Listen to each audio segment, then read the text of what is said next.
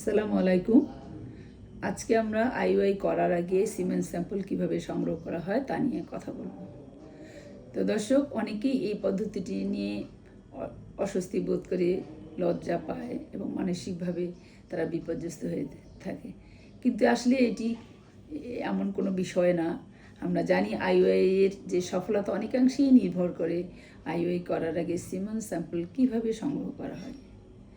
তাহলে দর্শক, আমরা আসি এই স্যাম্পলটি আসলে কীভাবেই কালেক্ট করা উচিত।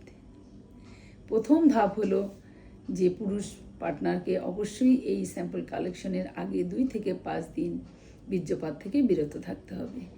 এর ফলে স্পার্ম কাউন্ট বা শুক্রাণুর সংখ্যা বেড়ে যায়। যদি সময় অনেক কম অথবা অনেক বেশি হয় তাহলে এই শুক্রাণু গুণগত মানে তারতম্য হতে পারে। এরপর আসি এটি কিভাবে কালেক্ট করা হবে। এটি অবশ্যই মাস্টারবেশনের মাধ্যমে ক্লিনিক থেকে দেয়া যে কন্টেইনার তার মধ্যে সরাসরি কালেক্ট করতে হবে এবং এই কন্টেইনারের ভিতরে হাত দেওয়া দরকার নেই।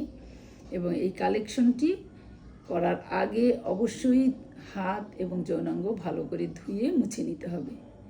এর ফলে সংক্রমণের সম্ভাবনা কমে যায়। এখন আরেকটি গুরুত্বপূর্ণ বিষয় হলো এটি কালেকশন করার সময় অবশ্যই কোনো লুব্রিকেন্ট, কোনো জেল, ক্রিম অথবা কন্ডোম ব্যবহার করা যাবে না। এগুলি শুক্রাণুর গুণগত মানের তারতম্য করতে পারে।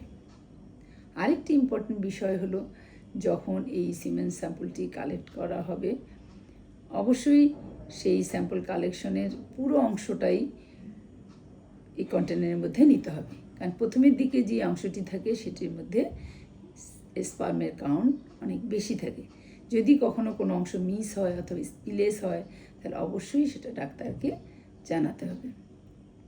এখন আসি যে এই কন্টেনারের মধ্যে কালেকশন করার পরে এই কন্টেনারের ঢাকনাটা শক্ত করে ঢেকে দিতে হবে এবং তারপর তার গায়ে পেশেন্টের নাম, বয়স এবং কখন কালেকশন করা হলো সেটিও লিখতে হবে। এবং তারপরে আমাদের জানতে হবে এই স্যাম্পলটা আমরা কোথায় কালেক্ট করব। সাধারণত এই ইনফার্টিলিটি সেন্টারের যে সেন্টারের একটি নির্দিষ্ট রুমে সেটি কালেক্ট করা হয়। এটাকে বলা হয় অনসাইট কালেকশন। কিন্তু যদি এমন কোনো সমস্যা হয় অথবা প্রয়োজন হয় তাহলে ক্লিনিক থেকে দেয়া কন্টেইনার পেশেন্ট বাসা থেকে কালেক্ট করতে পারে। তবে যত দ্রুত সম্ভব কমপক্ষে আধা ঘন্টা অথবা 45 মিনিটের মধ্যেই সেই স্যাম্পল নিয়ে আসতে হবে। কারণ যত সময় যায় তত শুক্রাণুর মটিলিটি কমে যায়। আর এটি আনার সময় কিভাবে নিয়ে আসবে সেটিও ইম্পর্ট্যান্ট। কারণ এটি অবশ্যই এই কন্টেনারটা জামার ভিতরে পকেটে গায়ের বডি টেম্পারেচারে রেখে আনতে হবে। অতিরিক্ত গরম বা ঠান্ডা হলে অবশ্যই এই শুক্রাণুর কার্যকারিতা নষ্ট হয়ে যায়। এখন আসি যে এই সব শেষে আমাদের আবারও মনে রাখতে হবে যে এই প্রসেসে কোনো লজ্জা নয়, সংকোচ নয়। কারণ আইওএস সাকসেসের উপরে এই পুরোটাই নির্ভর করছে।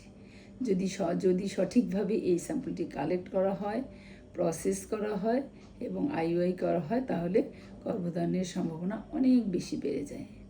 তাহলে দর্শক, আমরা আজকে এই পর্যন্তই।